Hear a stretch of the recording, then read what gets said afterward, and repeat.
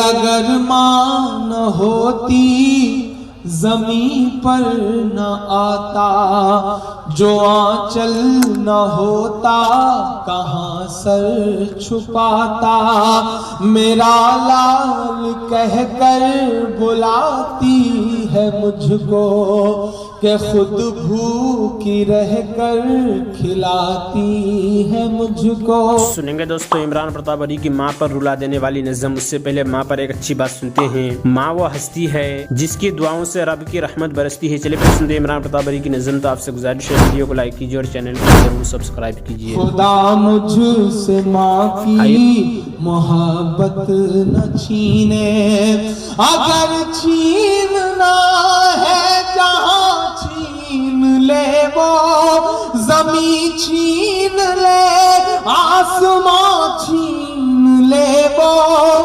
میرے سر کی بس ایک یہ چھت نہ چھینے۔ خدا مجھ سے ماں کی محبت نہ چھینے، خدا مجھ سے ماں کی محبت نہ چھینے، خدا مجھ سے ماں کی محبت نہ چھینے۔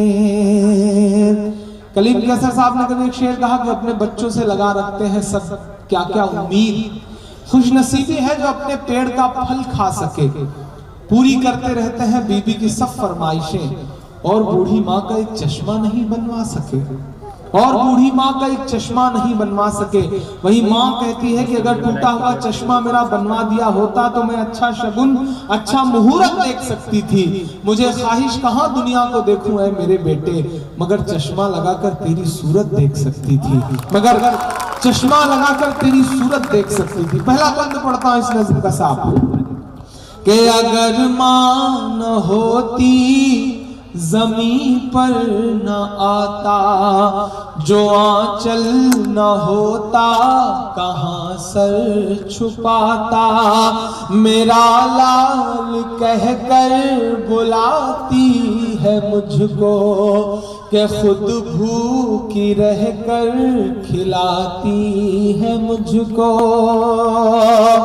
میرا لال کہہ کر بلاتی ہے مجھ کو، کہ خود بھوکی رہ کر کھلاتی ہے مجھ کو، یہ دامن میرا چاہے نم کر دے جتنا، وہ بس آج مجھ پر کرم کر دے اتنا، جو مجھ پر ہوئی ہے عنایت نہ چھینے، خدا مجھ سے ماں کی محبت نہ چھینے، خدا مجھ سے ماں کی محبت نہ چھینے،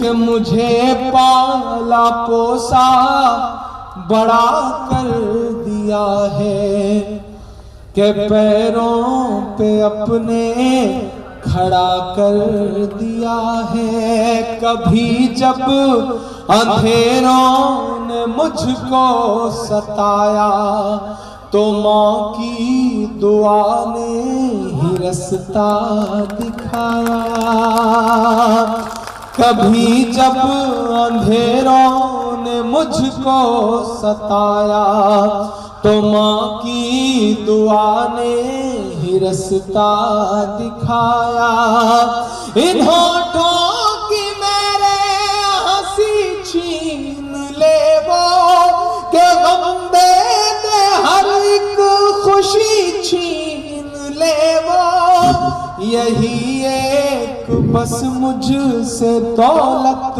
نہ چھینے، خدا مجھ سے ماں کی محبت نہ چھینے، خدا مجھ سے ماں کی محبت نہ چھینے۔ اور آخر میں بچے کو لگتا ہے کہ ماں نہیں بچے گی، تو آخر میں اللہ سے خدا سے کیا دعا کرتا ہے، کیا کہتا ہے کہ اگر ماں کا سر پر نہیں ہاتھ ہوگا تو پھر کون ہے جو میرے ساتھ ہوگا. دوستو عمران پرتاپ گڑھی کی نظم سننے کے بعد آپ اپنی رائے میں کیا کہنا چاہتے ہیں وہ نیچے کمنٹ باکس میں ضرور بتائیں. دوستو منتخب احادیث کتاب سے کچھ احادیث سنتے ہیں. حضرت ابو ہریرہ رضی اللہ عنہ فرماتے ہیں کہ رسول اللہ صلی اللہ علیہ وسلم نے ارشاد فرمایا جو شخص اللہ تعالیٰ اور آخرت کے دن پر ایمان رکھتا ہو اس کے لیے لازم ہے کہ اپنے پڑوسی کے ساتھ اکرام کا معاملہ کرے. صحابہ رضی اللہ عنہم نے عرض کیا رسول اللہ پڑوسی کا حق کیا ہے؟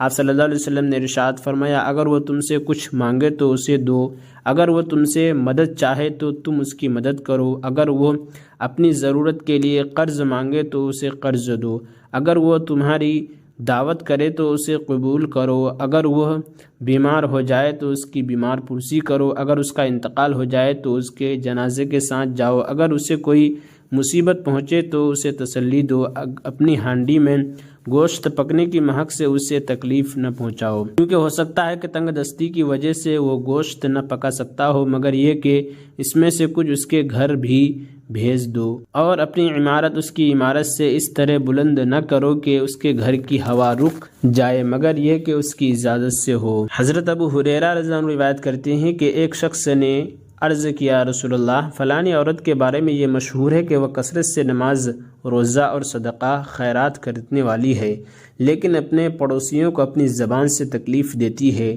یعنی برا بھلا کہتی ہے. رسول اللہ صلی اللہ علیہ وسلم نے ارشاد فرمایا وہ دوزخ میں سے ہے. پھر اس شخص نے عرض کیا رسول اللہ فلانی عورت کے بارے میں یہ مشہور ہے کہ وہ نفلی روزہ صدقہ خیرات اور نماز تو کم کرتی ہے بلکہ اس کا صدقہ و خیرات پنیر کے چند ٹکڑوں سے آگے نہیں بڑھتا لیکن اپنے پڑوسیوں کو اپنی زبان سے کوئی تکلیف نہیں دیتی. رسول اللہ صلی اللہ علیہ وسلم نے ارشاد فرمایا وہ جنت میں ہے. حضرت ابو امامہ رضی اللہ عنہ روایت کرتے ہیں کہ نبی کریم صلی اللہ علیہ وسلم نے ارشاد فرمایا اللہ تعالیٰ کسی بندے کو 2 رکعت نماز کی توفیق دے دے اس سے بہتر کوئی چیز نہیں ہے.